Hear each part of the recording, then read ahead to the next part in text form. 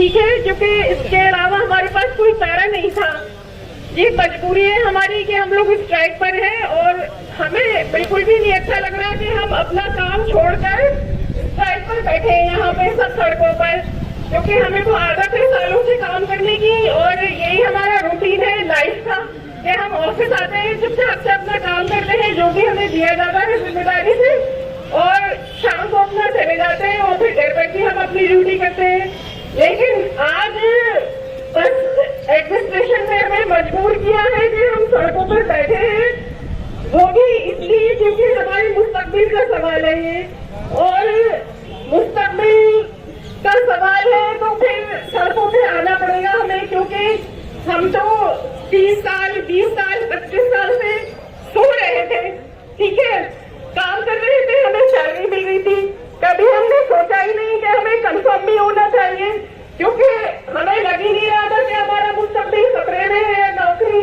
चल रही थी, ठीक है, चल रही है, जैसे भी लोग बिना कंफर्म हुए भी रिटायर हो गए चुपचाप से, वो भी चले गए। लेकिन अब यहाँ पे क्योंकि लोगों की नौकरी की बात आ गई है तो उनको जानना जरूरी है, और ये जगाया है हमारी कमेटी ने। इस कमेटी का हम पर बहुत एहसान है जिसने हमें जगाया है, और हम तो सोए हुए थे, नींद से जगा दिया, तो अब जब जागे हैं तो फिर सोना नहीं है, ठीक है, क्योंकि हम लोगों ने प्यार मोहब्बत से इस एडमिनिस्ट्रेशन को बहुत टाइम दे दिया, बहुत ही 1 साल से आप लोग देख रहे हैं, ठीक है। और एक चीज और बहुत जो इम्पोर्टेंट चल रही है इस वक्त माइनॉरिटी का, मैं चाहती हूँ कि सभी लोग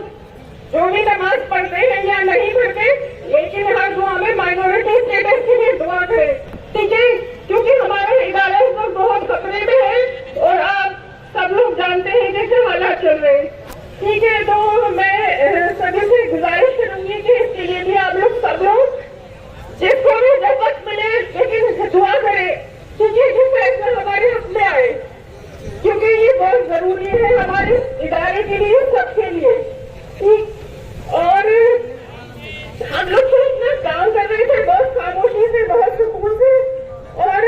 ये मतलब किसकी गलती है ये बताइए आप, ये गलती किसकी है, क्योंकि हमें कंफर्म नहीं करा, हमारे बारे में कभी किसी ने सोचा ही नहीं, ये गलती किसकी है, तो सजा हमें क्यों मिले, जिसकी सजा है उसे मिलनी चाहिए ना, बताइए आप लोग सब, जिसकी सजा है उसे मिलनी चाहिए ना। हम लोग तो जो यहाँ का तरीका है, जो सिस्टम है, उस सिस्टम से ही लग रहे हैं, अपना काम कर रहे हैं, पढ़ाई अपनी मुकम्मल करी, नौकरी मिली, जो यहाँ का सिस्टम था सालों से, उसी के तहत हम यहाँ पर आए, लेकिन ये गलती किसकी है, तो उस गलती की सजा हम क्यों भुगते, हम तो अपना काम कर रहे हैं, हमने कभी आज तक ना काम रोका, ना कोई स्ट्राइक करी, ना कोई धरना लगाया, लेकिन जब मजबूर हो गए हम, हमारी नौकरियों की बात आ गई भाई, यहाँ पर सबसे रोजी रोटी का सवाल है, बच्चों का सवाल है, उनकी फीस का सवाल है,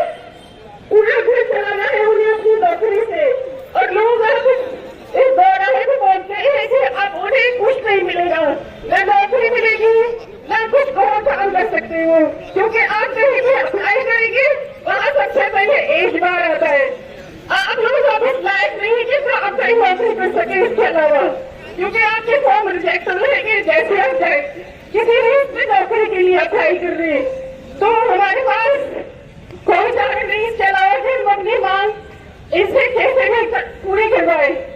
तो बस आप लोगों से यही गुजारिश है कि साथ दें कमेटी का,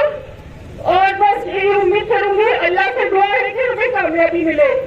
बहुत शुक्रिया। बहुत शुक्रिया। आपकी तालियां बहन के लिए कमजोर है, एक बार जोरदार हौसला अफजाई करिए बहन की, क्योंकि